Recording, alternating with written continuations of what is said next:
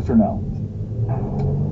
So that gives you a little sample of what happened in there today. Now, back in January, New Hampshire's Jeanne Shaheen and 13 other Democrats voted in support of Mike Pompeo as he was confirmed as CIA director, saying at the time, quote, his strong condemnation of Russian aggression gives me confidence that he can step into that role and effectively lead the CIA.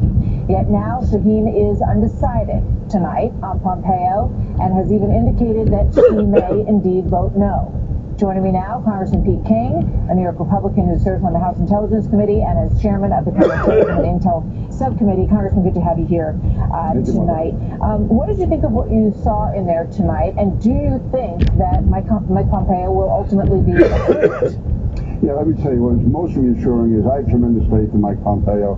He's smarter, he's tougher than all those guys. So in the end, he's going to win. But it's really bad for the country.